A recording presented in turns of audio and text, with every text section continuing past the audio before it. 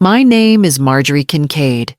I am 70 years old, a widow of 3 years, and the kind of woman who still irons her blouse twice before going anywhere important. People say I'm precise, maybe too precise, but it's how I've held myself together since Henry died. When the world takes your partner of nearly 50 years, you start clinging to little rituals, the way I check my lipstick 3 times, or how I always bring a pie to dinner, no matter the occasion. That evening, it was blueberry. Henry used to say my blueberry pie could fix any argument. I thought maybe it could soften the edges of what was meant to be a difficult family conversation. Kara, my only daughter, had invited me to her house in Asheville's North End, where the glass walls gleam like they're competing with the mountains outside. She said we needed to talk about estate things. That phrase rattled around in my chest all afternoon, heavy with implication. When I arrived, no one looked up. Kara's husband, Evan, was pouring wine like a sommelier at a tasting. Their friends sometimes joked he missed his calling as a vineyard owner. Kara floated around the kitchen in heels that clicked against the polished tile, her hair smoothed perfectly, her smile stretched thin. I stood in the doorway with the pie in my hands, waiting for acknowledgement that never came. Finally, Kara turned, gestured vaguely toward the table and said, "We're starting." 9 of us sat there, the whole family gathered around the walnut table I'd bought them last Christmas. I took the seat at the end, the one no one else seemed to want, as if I had become the chair reserved for an afterthought. Blake, my oldest, spoke first, his voice carrying that confident tone he's always used when he thinks he's in charge. "We've been thinking it's best if we simplify things." His eyes flicked toward Kara, then down at his glass. I tried to keep my voice gentle. "Have you spoken to the lawyer about the trust?" Kara didn't even glance up from her phone. Her tone was casual, but each word cut deeper than the last. "You're just the widow, Mom. Maybe just stay quiet for now." The words hung in the air like smoke. Evan gave a short laugh, and Blake joined him as if they'd just witnessed the punchline of some cruel joke. My hands trembled under the table, not from weakness, but from the force of holding myself still. I looked around at the faces of the people I had raised, clothed, and fed. Their eyes were glazed, fixed on their plates or glasses anywhere but me. I set my fork down carefully, folded my napkin, and stood. No speeches, no tears. I left the pie untouched in the center of the table. Walking out, I closed the door behind me with more composure than I felt. By the time I reached my car, the sting in my chest was unbearable. For the first time in decades, silence didn't feel like loneliness. It felt like the only weapon I had left. That night, I didn't sleep. I sat in Henry's old chair, the fabric worn soft by years of his weight, staring into the dim light of the living room. Their words replayed again and again, just the widow. Somewhere deep inside me, something began to shift, and then I remembered Henry's locked drawer at the end of the hall. The house was too quiet. Even the refrigerator hum seemed hushed, as if the rooms themselves had heard Kara's words and were waiting to see if I would collapse beneath them. I sat in Henry's recliner with a blanket pulled around my shoulders, the same old throw we used to fight over on winter nights, threadbare and dotted with coffee stains. I traced the frayed edge between my fingers, trying to steady my breath. I hadn't slept a minute. Every time I closed my eyes, Kara's voice cut through, sharp, dismissive, final. "You're just the widow. Maybe stay quiet." I rose just before 2. I couldn't stand the stillness any longer. My bare feet carried me down the hall, past photographs of vacations we'd taken when the children were young, past the study Henry had claimed as his own. The brass knob felt cool in my palm when I turned it. The hinges creaked the same way they always had. The air inside smelled faintly of dust and old paper. Henry's desk sat square against the window, the oak surface still bearing the dent where he once dropped a typewriter in a fit of frustration. I stood there staring at the right-hand cabinet drawer, the one he always kept locked. He'd teased the kids, calling it the no-go drawer. They thought it was full of boring tax records. Maybe it was. I'd never pressed him. In marriage, you learn which mysteries keep the peace. But tonight, peace wasn't what I needed.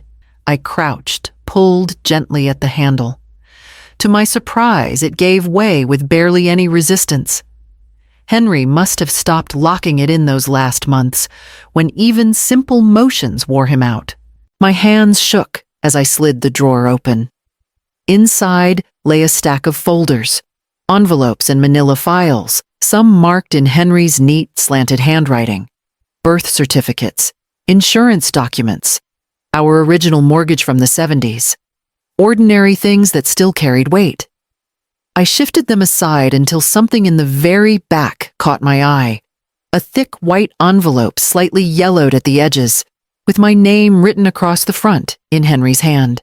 Marjorie. I froze. Henry wasn't sentimental. His love had been practical, making sure the tires were rotated, the gutters cleared, the bills paid on time. Letters were never his way. But here it was. I carried the envelope to the desk, turned on the lamp, and slid a finger under the seal.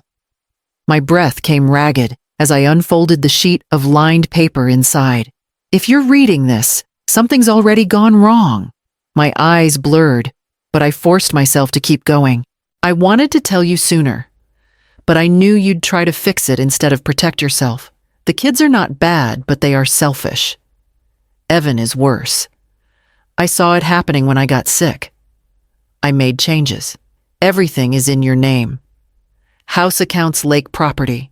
You have full authority, power of attorney. They don't know.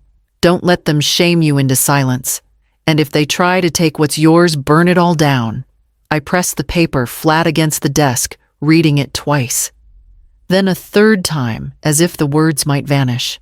Behind the letter was a sheaf of clipped documents, notarized pages, stamped seals, signatures I recognized from our lawyer, Alan Kramer. Legal transfers, revisions to trusts, clauses about ownership, restructuring. I could almost hear Henry's voice, steady, pragmatic, telling me to stop underestimating myself. He had seen this storm brewing long before I had, and while I was carrying casseroles to doctor visits and wringing my hands over test results, he had been protecting me in the only way he knew how. My chest tightened with a mixture of grief and awe. The man I'd loved since I was 19 had prepared for the moment I was living through right now. I gathered the documents back into a pile, slid them into a clean folder, and held it to my chest like a shield. The house was still quiet, but I no longer felt like prey inside it. For the first time since Henry's funeral, I stood a little straighter. Something had shifted. I wasn't just the widow anymore. I was the keeper of every key they thought belonged to them. And when the sun came up, I knew exactly who I needed to call. I don't remember falling asleep, only the light shifting through the blinds. Pale gray at first, then the faint blush of morning. The envelope and its contents sat neatly stacked on Henry's desk, waiting. My hands still smelled faintly of ink and paper. I made coffee, though I barely tasted it. My stomach felt hollow, yet sharp, as if it were bracing for a blow. At 7:30 on the dot, I pulled the landline toward me and dialed a number I had memorized for decades. Alan Kramer's office. He answered on the fourth ring, his voice gravelly from sleep. Kramer. It's Marjorie, I said quickly before I could lose my nerve. Henry left something. Papers? Transfers? Power of attorney? There was silence, followed by the rustle of sheets and the creak of a bed. You found it, he murmured. His tone carried no surprise, only inevitability. Tell me exactly what you're looking at. I read the headings aloud. Revocation of trust, revised will notarized property deeds. My voice trembled at first, but steadied as the list grew longer. When I finished, Alan exhaled hard. It's all binding, he made sure. Marjorie, these aren't precautions. These are marching orders. The room seemed to tilt. I pressed my palm against the desk. So it's real. I'm not imagining this. You're not, he said. But it needs activation. Until the right people are notified, your family will assume nothing's changed. If we move now, everything passes cleanly to you: assets, property accounts. But you have to be ready.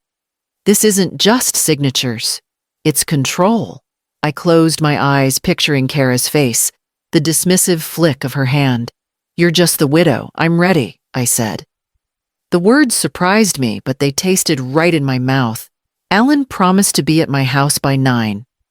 I dressed as if for battle-pressed skirt, neat blouse hair pinned back the way Henry liked it. The manila folder sat on the dining table like a weapon, and when Alan arrived, briefcase in hand, we spread the documents out as though charting a campaign. Alan was 68, the same age as Henry would have been, with a face that carried the same lines from years of worry and calculation. I'd known him since our boys were in Little League. He had always respected me, calling me Mrs. Kincaid, even when I told him to use Marjorie. Now his eyes held something else, a kind of grim respect. We went line by line. Each clause he explained patiently, each signature cross-checked. By 10:30, my hands ached from signing, but every page felt like another stone laid into a foundation. Henry had started for me. Once I call the estate manager, it's official. Alan said, phone poised in his hand. They'll begin notifying banks, brokerage firms, the registrar of deeds. But know this, Marjorie, implementation takes time. Weeks, sometimes months. They'll feel the cracks before the walls come down. That's fine, I said. My voice was steadier than I felt. Let them feel it, slowly. He gave me a long look, then dialed. I listened as he confirmed instructions to the estate office. All communication henceforth to route through me, not Kara, not Evan, not Blake. Hearing my name spoken aloud with such authority sent a jolt through me. I wasn't invisible anymore. When the calls ended, Alan gathered his things. Expect noise soon, he said. They'll notice accounts glitching, cards declined, documents flagged. Don't respond. Let the paper speak. I nodded, though my chest fluttered with nerves. As the door closed behind him, I stood alone in the stillness of my dining room. The blueberry pie dish, washed and empty, waited on the counter as if mocking last night's humiliation. Only this time, I wasn't leaving quietly. The first ripple came on a Wednesday morning, nearly 3 weeks after Alan had filed the activation orders. I was pruning the hydrangeas in the backyard when my phone buzzed on the patio table. A text from Kara flashed across the screen. Mom, are you having trouble with your bank card today? Mine just got declined. I wiped dirt from my gloves and set the phone back down. The sun caught the petals, casting a faint violet glow across my hands. I trimmed another stem, steady and unhurried. By noon, the group chat. Family Kincaid was buzzing like a hive kicked over. Blake, did anyone else's debit get rejected at Ingalls? Kara, mine too. What's happening? Evan, it's probably a system outage. Chill. Trevor, my quiet middle child. Mortgage autopay bounced. Bank says account frozen. I watched the bubbles of their panic appear and disappear, each message piling on top of the last. My thumb hovered over the screen, but I didn't type a word. Instead, I closed the phone and set it face down beside the vase of clipped flowers. The truth was simple. The wheels of bureaucracy moved slower than grief, but faster than arrogance. Notices had gone out. Signatures had been logged. The estate manager's office had begun the slow, methodical process of rerouting authority. Each line of control, once tethered to Kara and her brothers, now passed through me. At 4 p.m, Kara called. I let it ring her name, pulsing across the screen, before sending it to voicemail. A moment later, her voice came through sharp, with a blend of fear and irritation. Mom, something weird is going on with the accounts. Evan tried to transfer money and it wouldn't go through. Can you check with the lawyer? Please call me back. I sat at the kitchen table with Henry's old mug of coffee cooling in my hands. Outside, the mountains wore their late summer haze blue-green and impenetrable. For years, I had bent myself around their needs, co-signing loans covering tuition shortfalls, buying holiday tables they rarely thanked me for. Now, in the silence of my kitchen, I let their panic wash over me, like background noise. That evening, Evan sent a message to the group chat.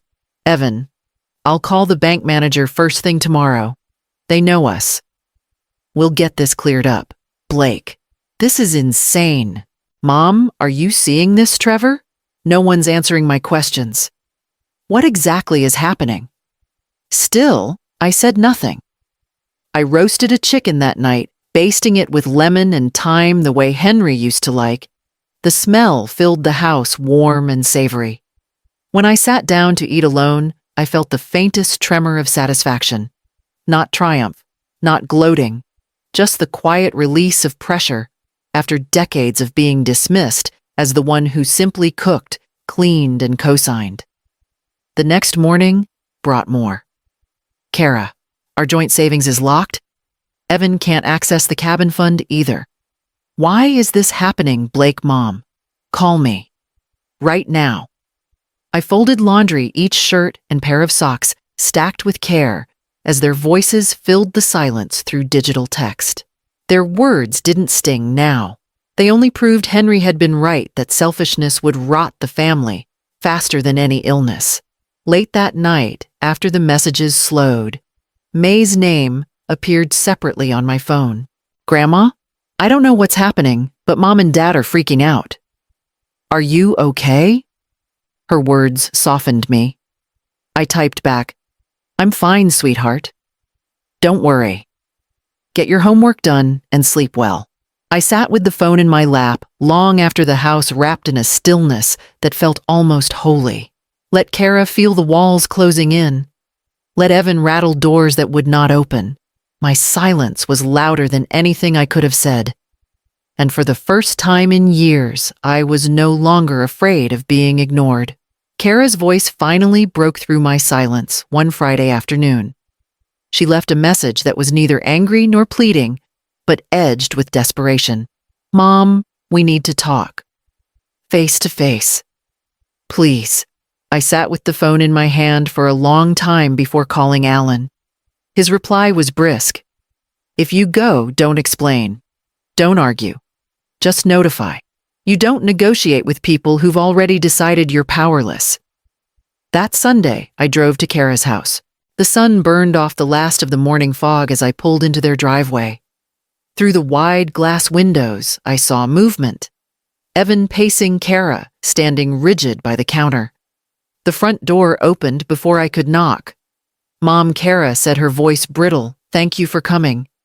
We're so confused. Everything's locked, and the bank won't give us straight answers." Inside, the family was already gathered. Blake leaned against the kitchen island arms, crossed in casual defiance. Trevor hovered by the doorway, shoulders tense as if he'd bolt given the chance. Even May sat quietly at the far end of the table, eyes wide. I set my folder on the counter, the one I'd carried since Alan and I began this process. I didn't waste words.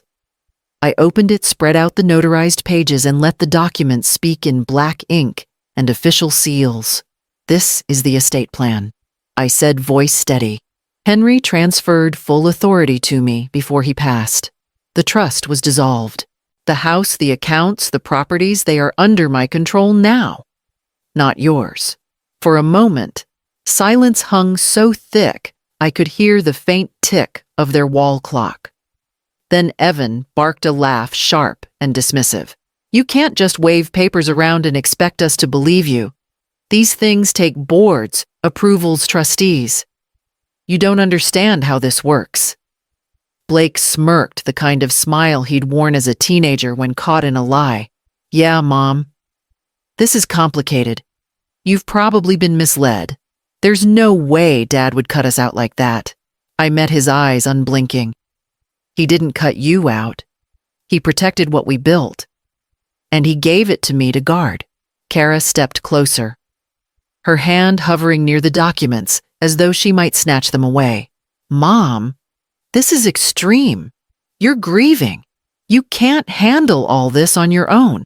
I slid one page toward her. The final notarized revocation of trust, Alan Kramer's signature stamped clearly. It's not your choice anymore. These are not suggestions. They are legal facts. Trevor shifted uneasily. So, what does that mean for us? His voice cracked slightly. A boy inside the frame of a man. It means, I said carefully, that any discussion about this family's future goes through me. Not through side conversations, not through whispered strategies. Through me. They all stared at me as if I'd spoken in another language. Evan's jaw worked, clenching and unclenching. Kara's face hardened, the sharp lines of resentment etching deeper. Blake shook his head, muttering under his breath. Only May looked at me differently, not with anger, not with disbelief, but with something that resembled relief. I gathered the papers back into the folder, closing it with deliberate care. This is not a debate. I said, my voice low but firm. It is a notification. I turned toward the door, my heels clicking across the polished wood floor. No one moved to stop me. The silence that followed was the first true acknowledgement I had received from them in years. Outside, the mountain air felt sharper, cooler, like the first breath after surfacing from deep water. I carried the folder against my chest as though it were a shield, and for the first time in a long while, I walked away without shrinking. The days after that confrontation carried a strange quiet, the kind that comes before a storm breaks wide. I went about my errands, grocery runs, laundry, watering the late summer garden, with an odd sense of steadiness. But underneath, I knew the house on Willow Creek Drive was cracking at the seams. The first eruption came from Evan. He called once, twice, then finally left a voicemail that made my hand tighten around the receiver. His voice was sharp, clipped, with fury barely restrained. Marjorie, whatever game you're playing, it ends now. Do you have any idea what you've done? The bank's treating me like a criminal. The mortgage is bouncing warnings and Kara's in tears every night. If you cared about your family, you'd fix this mess. Call me back. I didn't. I saved the message, though, in case Alan ever needed to hear exactly how intimidation sounded when wrapped in son-in-law entitlement. Kara's approach was different. She tried pleading, her texts coming late at night. Mom, this is spiraling. Please, we can work it out together. Don't you remember how Dad wanted us to stay close? Why are you freezing us out? Each word cut, but not deep enough to undo Henry's handwriting on those documents. He had known her patterns. First dismissal, then denial, then sudden sweetness when things slipped out of her control. The tension seeped wider. Blake sent one-line demands. Explain yourself. Trevor stayed mostly silent, caught between wanting to defend his sister and knowing the ground was already gone beneath them. And then there was May. It was a Saturday morning when my doorbell rang. I opened it to find her standing there, backpack slung over one shoulder, a nervous half-smile on her face. 17 years old, caught between woman and child, her eyes carried more honesty than any adult in that family had managed in years. Hi, Grandma, she said softly. Mom thinks I'm at the library. I stepped aside and let her in. She sank into the kitchen chair like someone slipping out of a storm into shelter. They're fighting all the time, she whispered.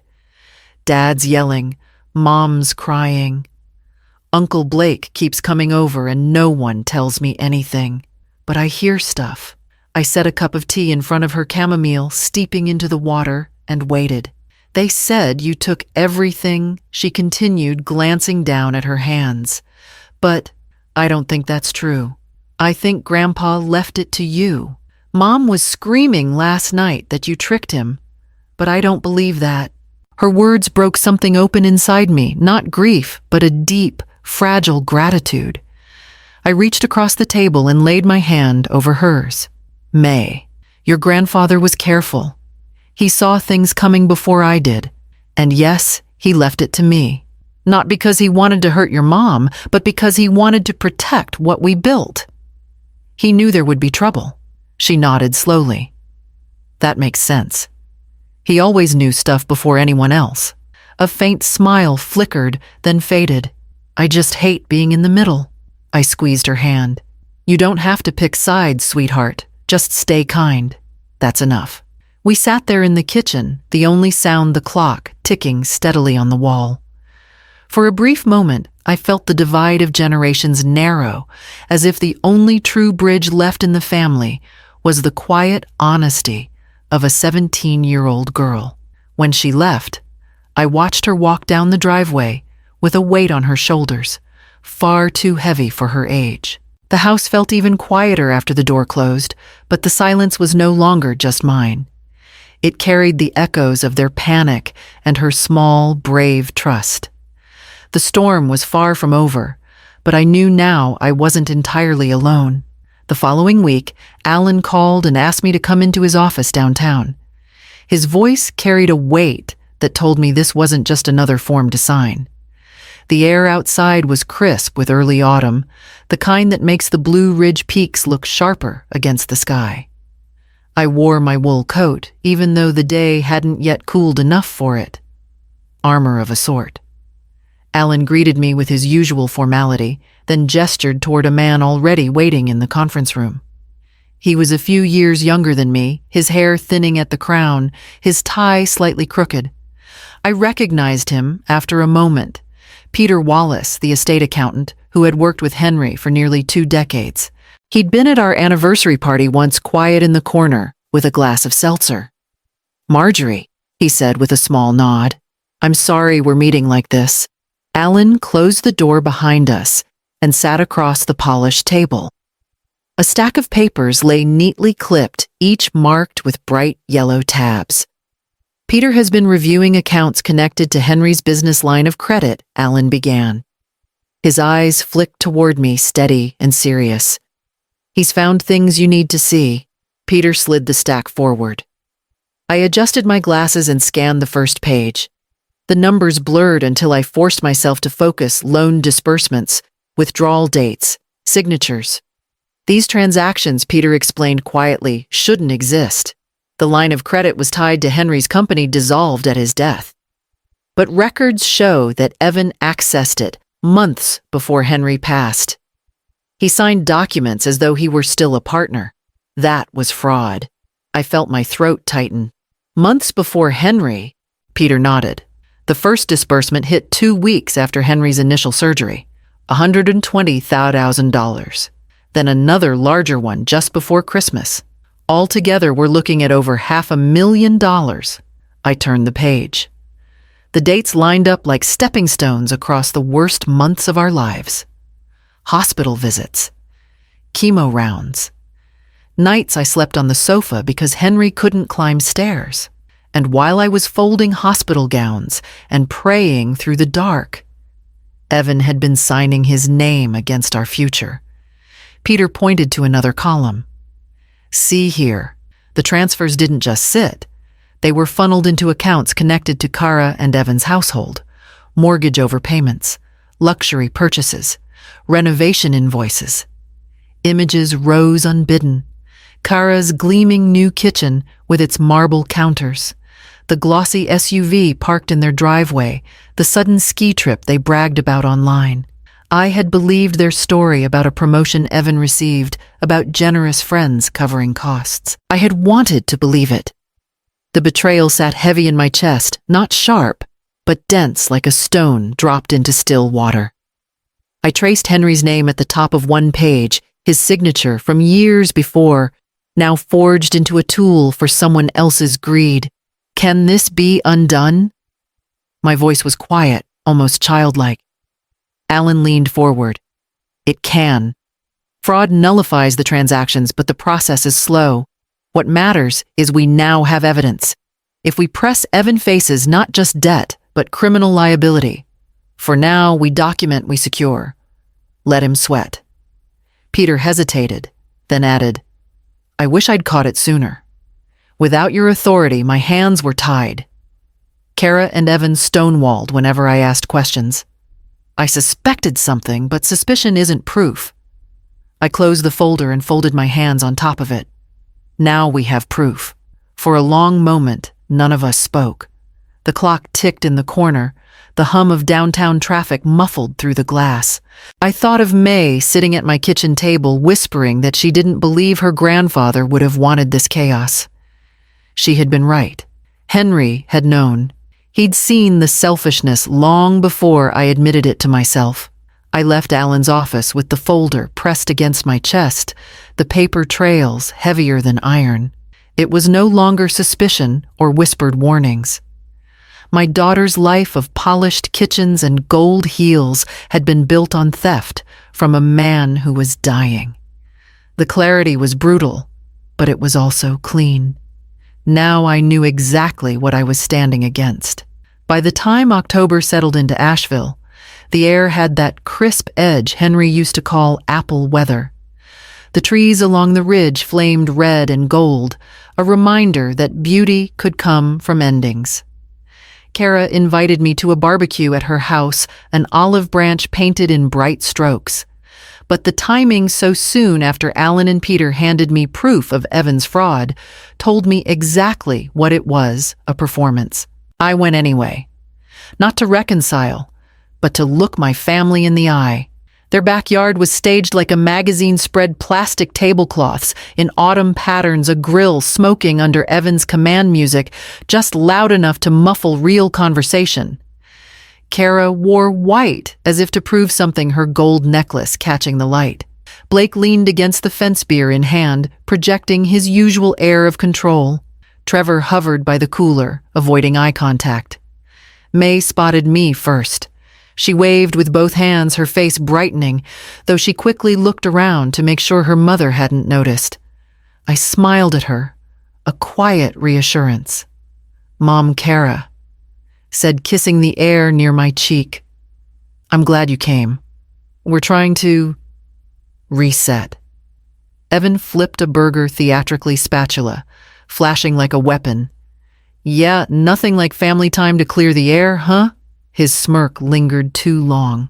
I waited until everyone had filled their plates, until laughter rose in shallow waves around the table. Then I set my folder down beside the ketchup bottle. The chatter ebbed instantly, as though the papers carried their own gravity.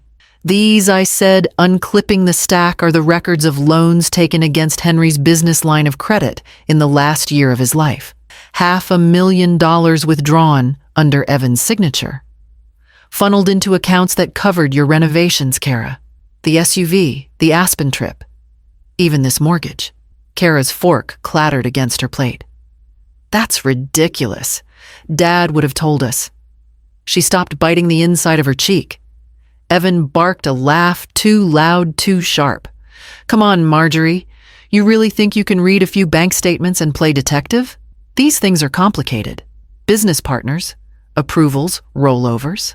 I slid one page across the table, the notary stamp glaring under the afternoon sun. The partnership was dissolved upon Henry's death. You had no authority. These aren't complications.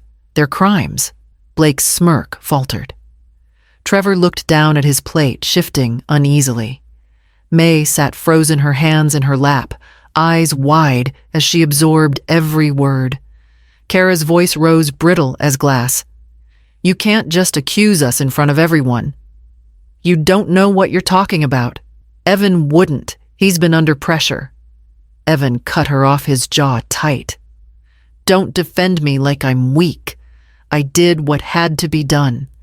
Someone had to keep the family afloat while you—" He gestured at me with the spatula, "while you sat in your house doing nothing." I let his words hang. No shouting, no tears.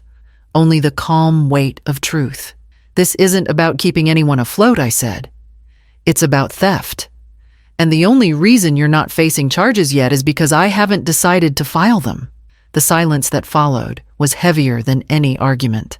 The smell of charred meat hung in the air, the smoke drifting between us like a veil.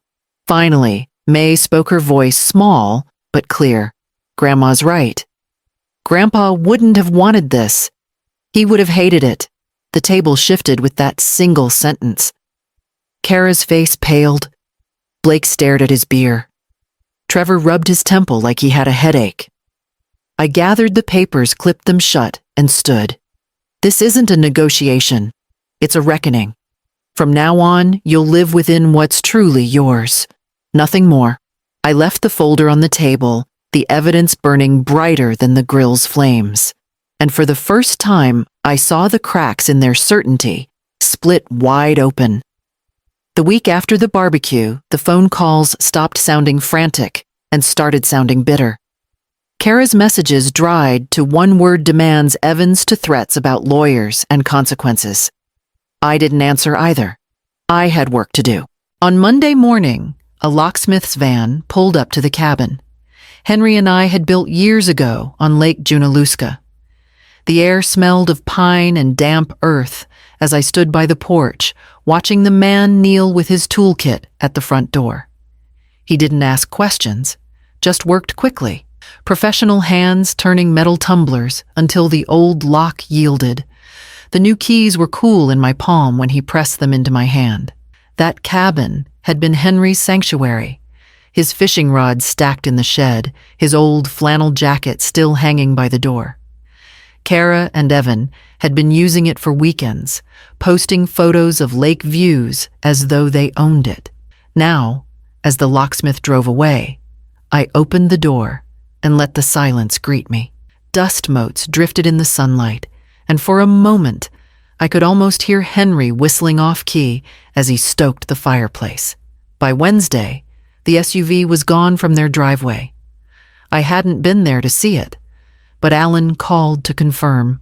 The leasing company, backed by my signature, had sent a tow service in broad daylight. Neighbors peeked through curtains as the gleaming black vehicle was hauled away.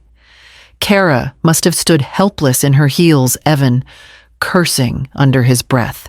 The image stayed with me like a painting I didn't need to witness to know by heart. Friday brought the condo. The downtown unit had been rented out quietly by Trevor for extra income, a secret I learned through the estate files. I walked through it with the property manager, the walls still smelling faintly of tenants cooking. Papers signed, locks changed, notices sent. Another piece of Henry's work returned to where it belonged. Each step felt both heavy and strangely light. Heavy with the knowledge of why I was doing it, because my own blood had tried to strip me of dignity. Light with the sense that Henry was beside me, steady and practical, as though we were ticking off chores on one of his old Saturday lists. That evening, I placed the new cabin keys on my kitchen counter next to the folder of legal documents. 3 small pieces of metal, glinting under the light, carried more weight than all the angry words my children could hurl. I sat in Henry's chair.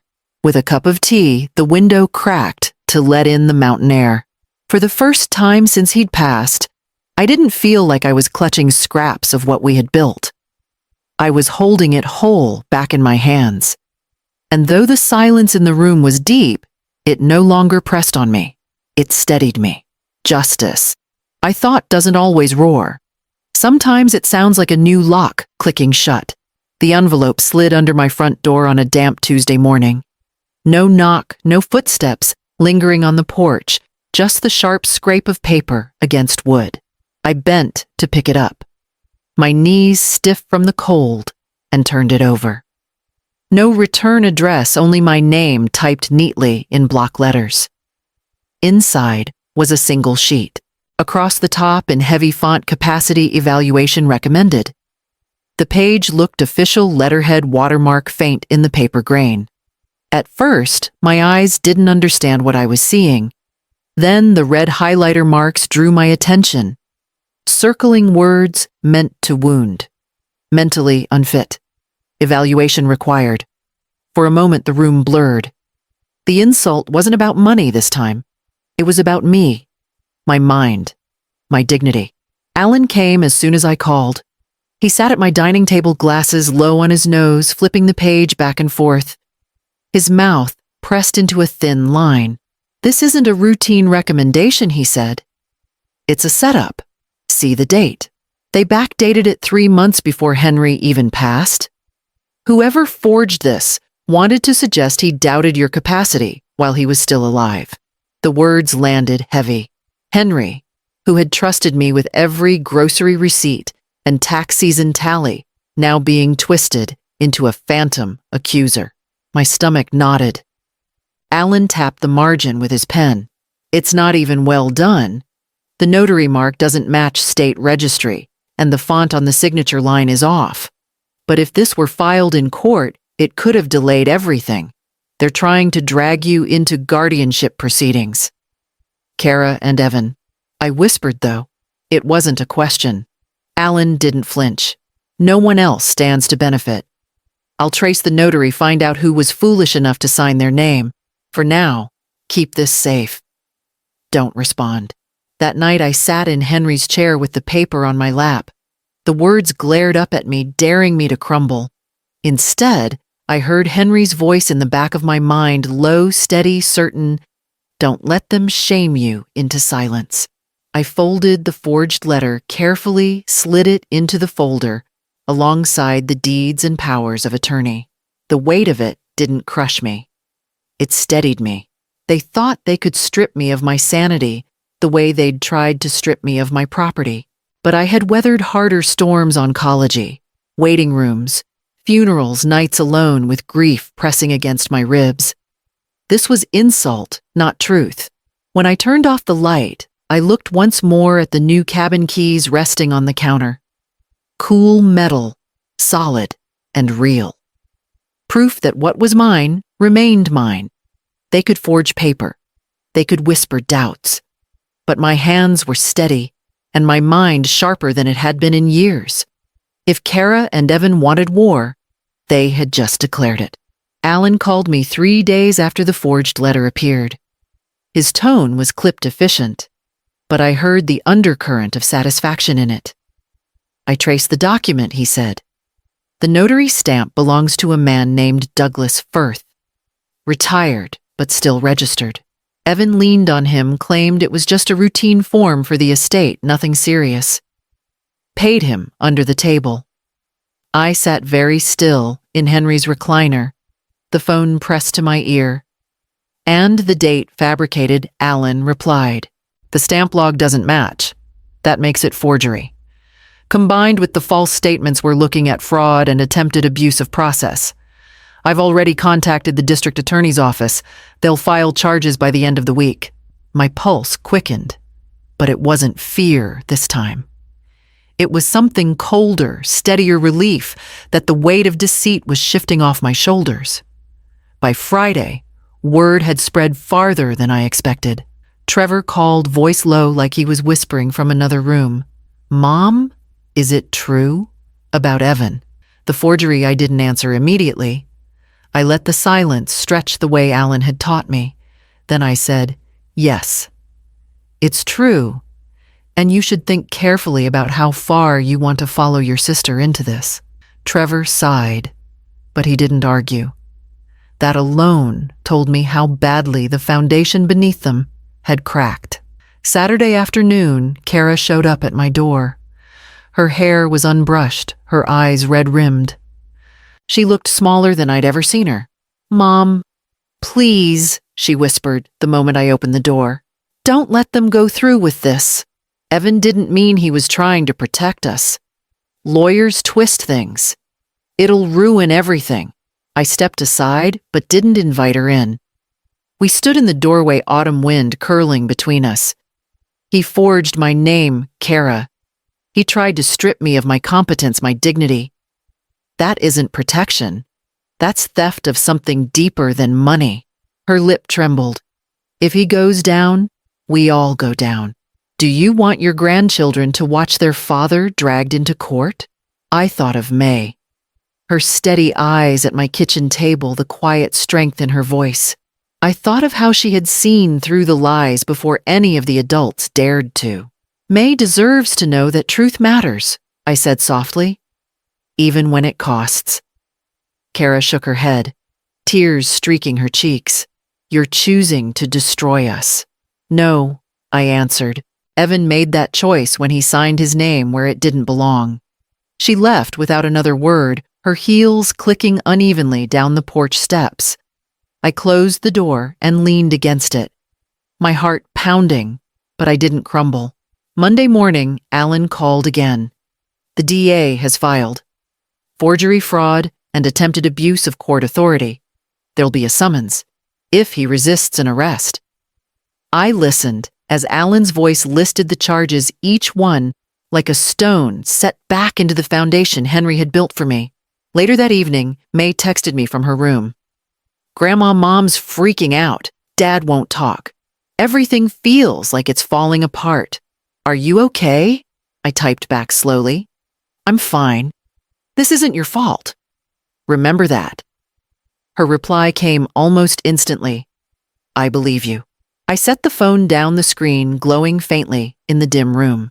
For the first time since this battle began, I felt the ground tilt in my direction. The fear was no longer mine to carry. It had crossed the threshold into their house, and it wasn't leaving anytime soon. The house had never felt so still. Outside, the maples were shedding their last leaves, the brittle sound scattering across the porch with each gust of mountain wind. I sat in Henry's old recliner, the one place that seemed to hold the shape of him. The fabric was worn thin at the arms, and if I closed my eyes, I could almost imagine the warmth of his hand resting there again. On my lap lay the folder I'd been carrying for weeks now, swollen with documents and notes. But tonight, it wasn't the legal pages I turned through. It was the scraps Henry had left behind, lined sheets, sticky notes, even the corner of an old tax envelope where he'd scrawled a reminder. His handwriting was steady, slanted a mirror of his personality, quiet, exacting, never careless. One note said, "Blake's withdrawals look suspicious. Ask Peter." Another, "Marjorie must know she can handle this." And tucked between them a single line written on the back of a grocery list, "Don't let them shrink you. You built this life too." I traced those words with my finger until the ink smudged faintly. The silence in the room pressed against me, not hostile, not even lonely, just vast. I had spent decades in houses full of sound children clattering upstairs. Henry humming in the kitchen, the television turned up too loud during football season. Now there was only the ticking of the clock on the mantel and the slow rhythm of my own breathing. Grief is not a clean wound.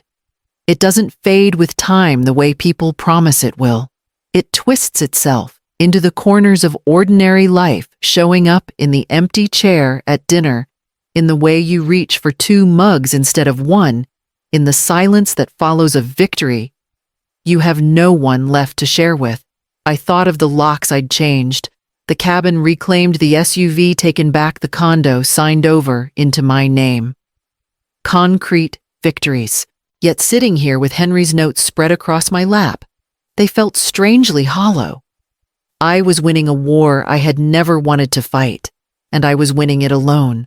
I pressed the heel of my hand to my eyes, surprised by the sting of tears. It wasn't fear that made me cry. It was the cost. Every time I stood firm against Kara's fury or Evan's arrogance, I felt the gap widen between me and the people I had once believed would carry my legacy. Each signature on a document was a triumph, but also another stone laid on the path that kept me walking by myself. Still in Henry's words, I found something steadier than sorrow. You built this life too. He had seen me, truly seen me, even when the children didn't. He had left me not only the tools to survive, but the quiet assurance that I was strong enough to use them. I leaned back in the recliner, pulling the old throw blanket over my lap. The scent of him had long since faded, but the weight of memory lingered. My hand rested on the notes grounding me. The house was quiet, yes, but inside that quiet, I began to sense something new, not emptiness, but ballast. The grief didn't vanish. It settled deep like a stone, anchoring me against the storm. When I finally turned off the lamp, the living room was swallowed in shadow. The folder remained on the table beside me, Henry's words tucked safely within. Outside, the wind rattled the windows, but inside the house held steady. I closed my eyes and breathed into the silence, letting it hold me rather than haunt me. Kara called 2 weeks after the charges against Evan had been filed. Her voice on the line was raw, scraped thin, as though she hadn't slept in days. "Mom?" She began skipping the usual niceties. "This is all a mistake. Evan didn't mean for it to get this far. It was just paperwork. Just tricks lawyers play with signatures and stamps. You're letting them twist everything." I let her speak. The words tumbled over themselves, frantic, as if speed could turn them into truth. "You don't understand the pressure we've been under," she said. The mortgage, the renovations, the college applications for May. Evan did what he thought was necessary. Dad would have wanted us to keep the family strong, not to split it apart over technicalities. I closed my eyes and leaned back in Henry's chair, the receiver warm against my ear. "Kara," I said softly but firmly, "this isn't paperwork. These aren't tricks. What Evan did was fraud. What you both did was lie. And lies aren't small when they're signed in ink and cost other people everything." She sucked in a breath, sharp and defensive. "We were trying to keep what's ours." "No," I said, and my own voice surprised me with its steadiness. "You were trying to take what wasn't. There's a difference. Henry and I built this from nothing, canned soup for dinner vacations, skipped every dollar, pinched and saved. And while I was burying him while I was learning how to sleep in an empty bed, you and Evan were scheming behind my back." Silence pressed on the line. I imagined her jaw, clenched eyes darting the way they always did when she didn't want to face a mirror too clean to distort. "Mom," she whispered finally, "you're tearing us apart." I shook my head, though she couldn't see it. "No. Greed tore us apart. Arrogance tore us apart. And silence, years of it, finished the job. Every time you looked away when Evan pushed too far, every time you laughed when Blake made a cruel joke, every time you let my voice sink into the background because I was just the widow, that silence was your choice. And now we're living in the cost of it." Her breathing hitched.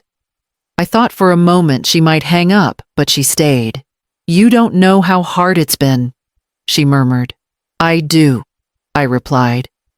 "Because I carried the same weight for 40 years, and I didn't betray the hands that held me up.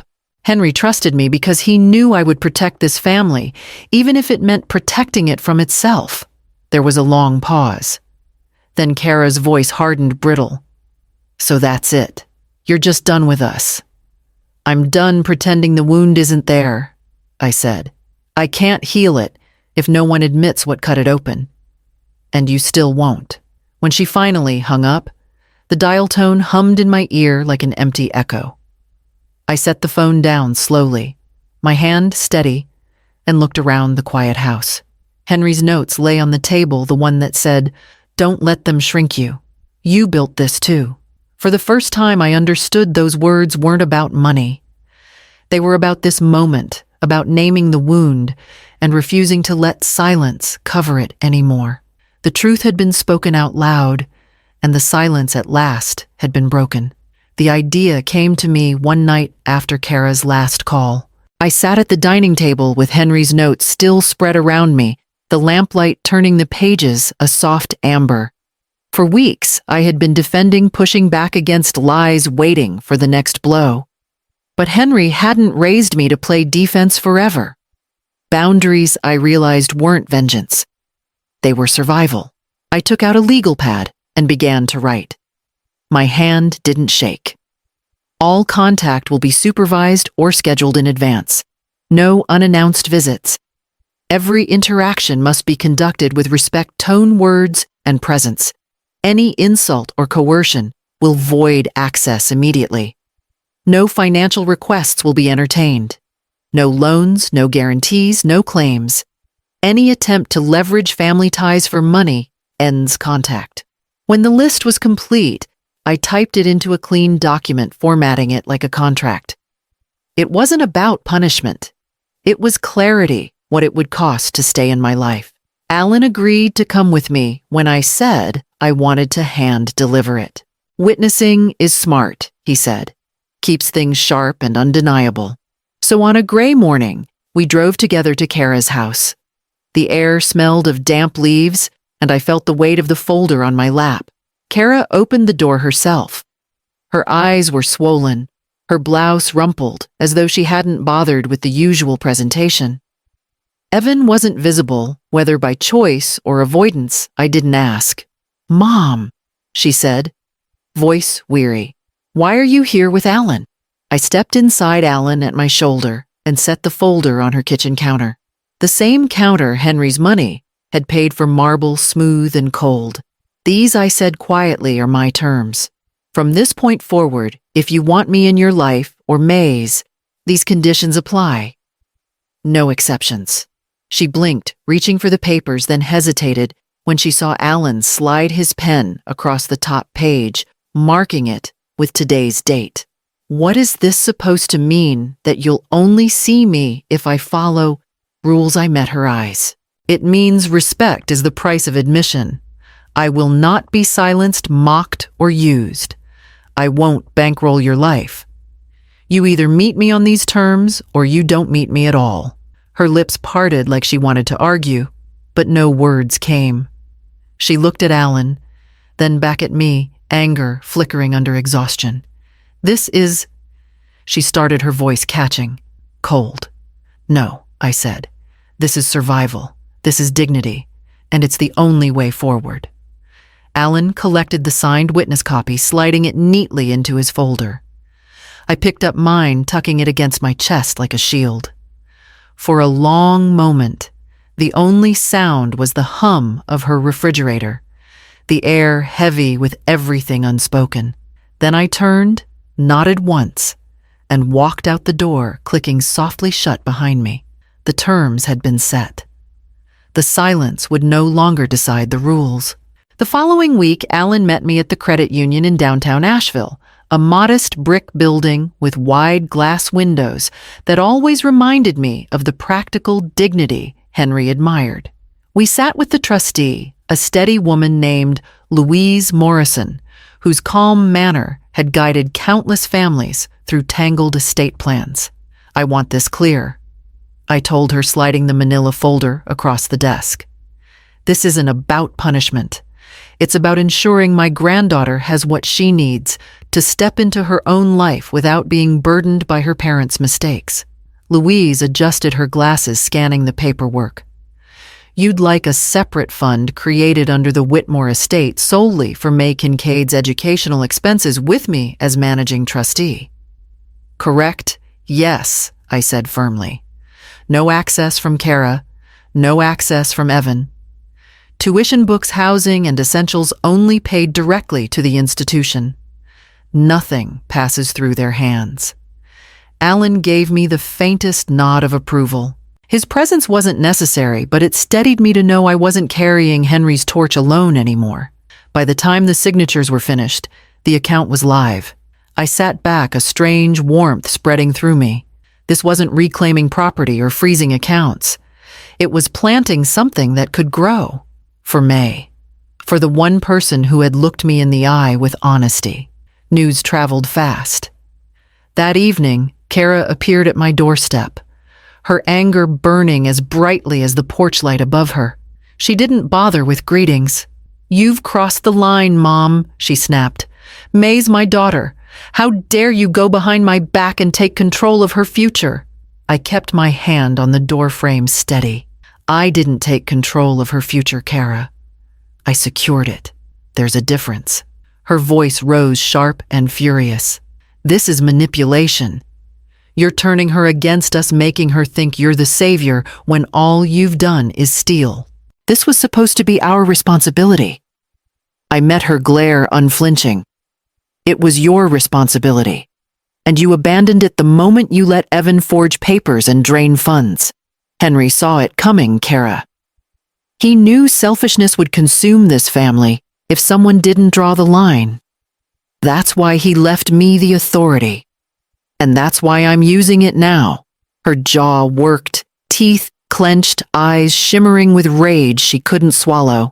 "You'll regret this," she hissed, before storming back into the night. The next day, May came by after school, her backpack still slung over one shoulder. She sat at the kitchen table, cheeks pink from the autumn wind, and whispered, "Mom's furious. She says you're trying to take me away from her." I set down the mug of tea I'd been holding. "I'm not taking you away, sweetheart. I'm making sure you can stand on your own when the time comes. College isn't cheap. I don't want you losing sleep over whether your tuition is paid." Her eyes filled tears, brimming, but not falling. "Grandma, nobody's ever done something like that for me. Not without strings. Not without yelling about how much it cost. You just did it." I reached across the table and took her hand. "Because you're worth it, May. And because love that doesn't build a future isn't love at all." She squeezed my hand so tightly, it almost hurt tears finally slipping free. That night after she left, I sat alone in the quiet house. Henry's notes still resting on the side table. For the first time, I felt not just the defense of what we had built, but the shaping of what would remain after me. Not punishment, legacy.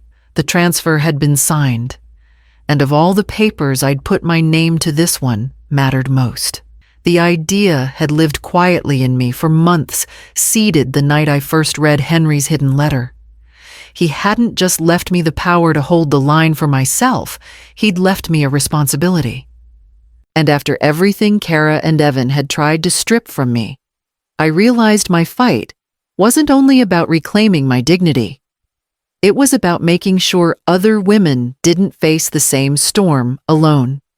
Alan connected me with a nonprofit consultant, a brisk woman named Sandra Chen, who had helped establish dozens of small family foundations across the Southeast.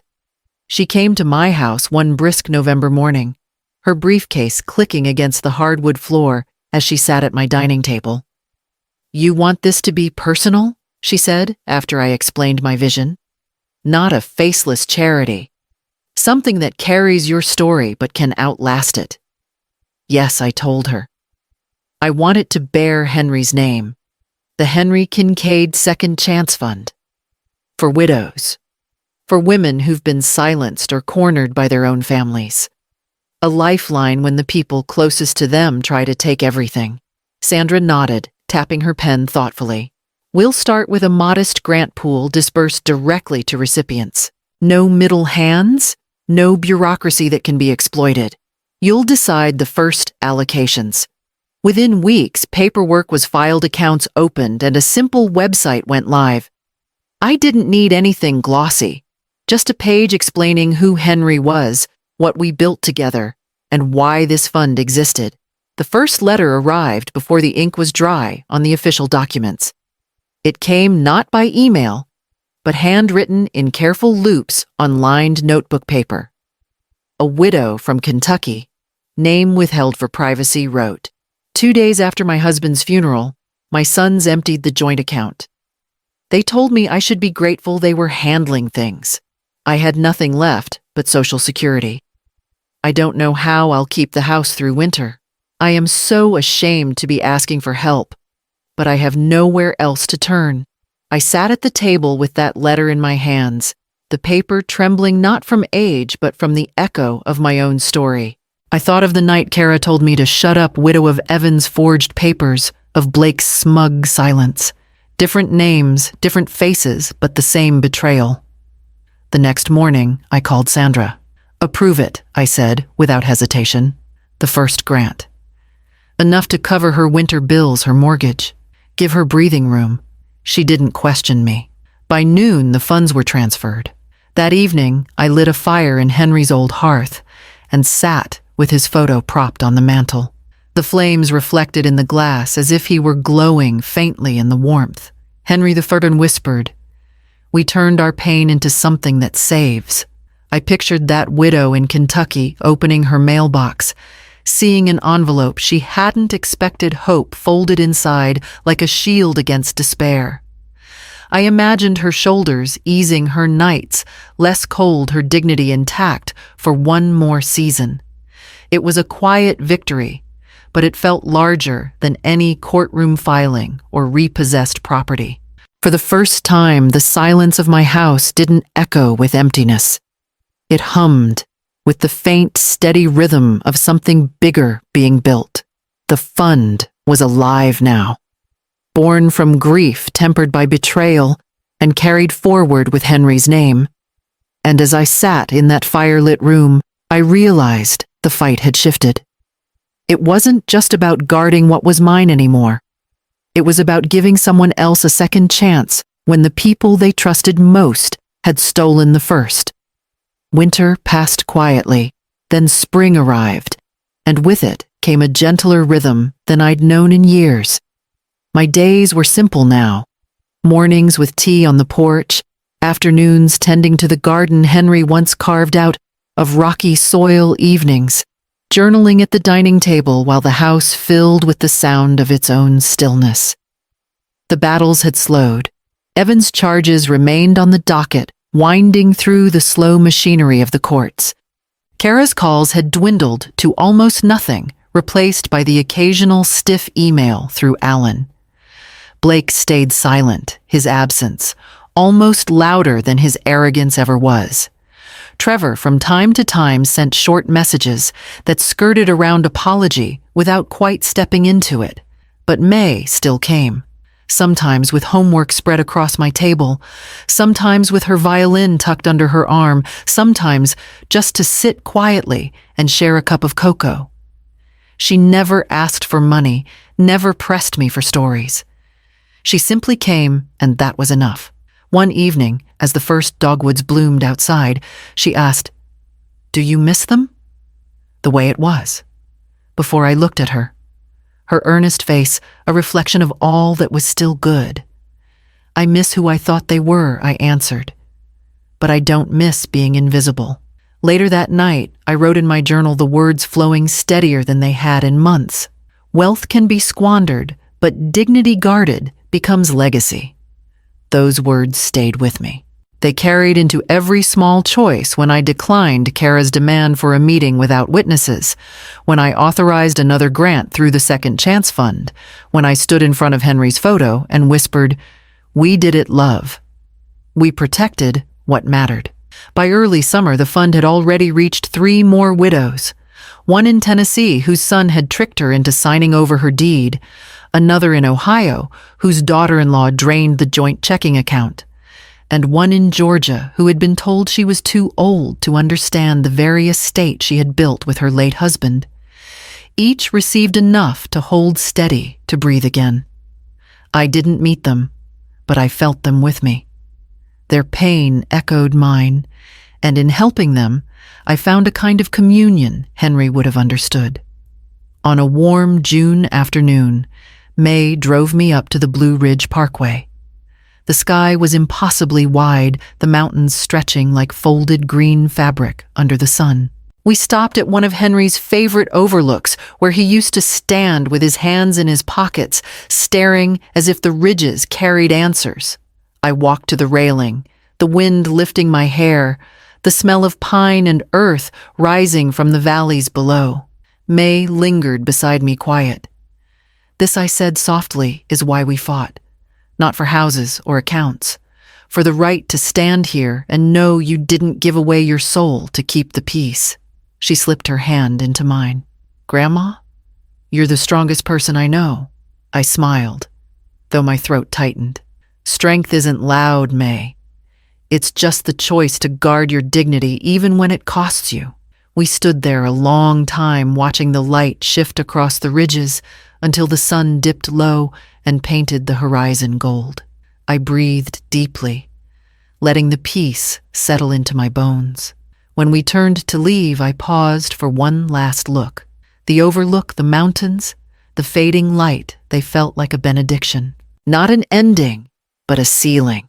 Henry's voice seemed to echo through the wind, steady and sure. "Don't let them shrink you."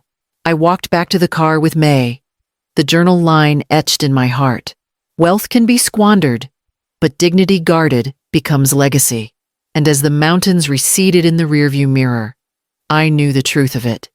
If dignity, not money, was the only inheritance I left, then it would be the richest gift of all.